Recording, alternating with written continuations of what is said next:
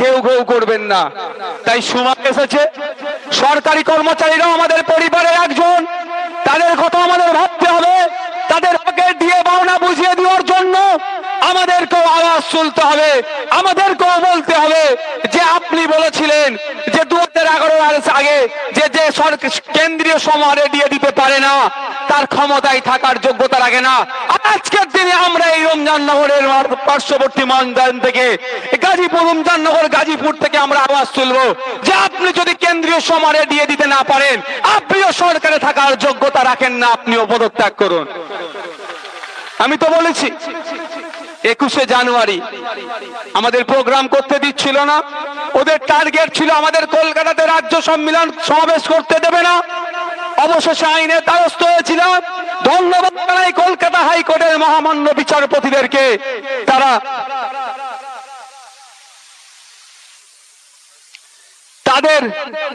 তাদেরকে মহামান্য বিচারপতিদেরকে ধন্যবাদ জানাই।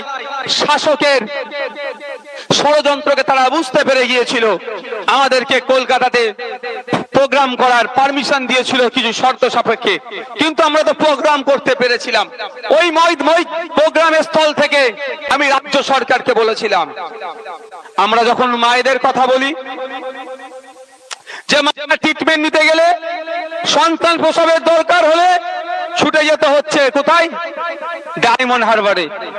এখান থেকে ডায়মন্ড হারবারে এতটা জার্নি করে যাচ্ছে, মায়ের সন্তান প্রসব, বোনের সন্তান প্রসবের সময় কতটা যন্ত্রণা, কতটা কষ্ট হয়। মা সমাজ ছাড়া, মায়েরা ছাড়া কেউ দ্বিতীয় বলতে পারবে না। আমরা সে অর্থে বলতে পারবো না, যাদের কষ্ট তারা সব থেকে বেশি বলতে পারবে। আমরা যখন বলি ব্লক হসপিটাল গুলোকে উন্নত মানের করা হোক, মায়েরা তাদের ট্রিটমেন্ট নিতে গেলে ব্লক হসপিটালে যাতে পেয়ে যায় তার ব্যবস্থা করা হোক, সেখানে ডক্টর দিয়ে হোক, সেখানে নার্স দিয়ে হোক, সেখানে মেডিসিন দিয়ে হোক, মেডিকেল ইকুইপমেন্ট ওখানে দেওয়া হোক, তখনই বলে রাজ্যের অর্থনৈতিক অবস্থা ভালো নয়।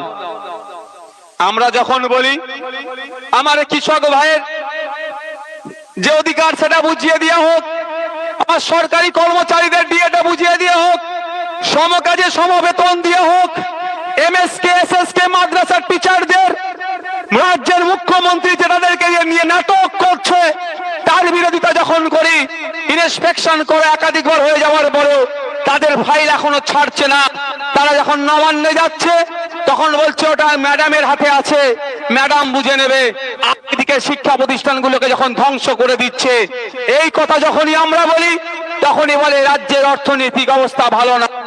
যখনই উন্নয়নের কথা বলি, স্বাস্থ্য কেন্দ্রের মান উন্নয়নের কথা বলি, শিক্ষা প্রতিষ্ঠানের মান উন্নয়নের কথা বলি, মানুষের অধিকার সুনিশ্চিতের কথা বলি, তখনই বলে রাজ্যের অর্থনৈতিক অবস্থা ভালো নয়।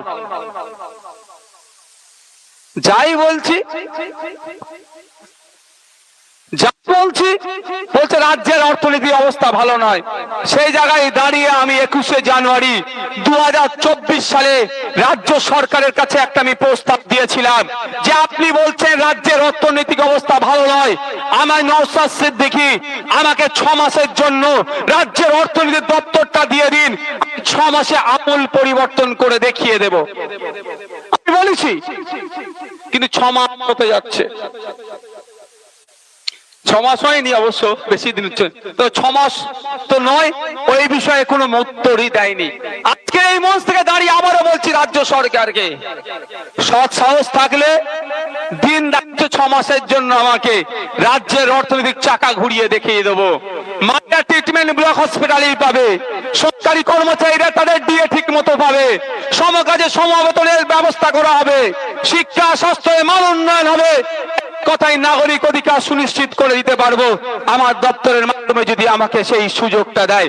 অপেক্ষায় আছি রাজ্যের মুখ্যমন্ত্রী কবে সেই প্রস্তাবটা গ্রহণ করে আমাকে দায়িত্ব দেবে।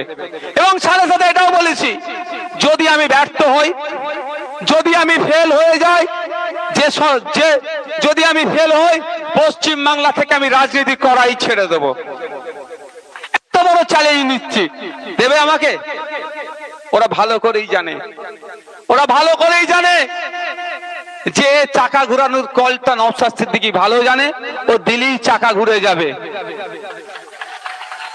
চাকা ঘুরলে কি হবে?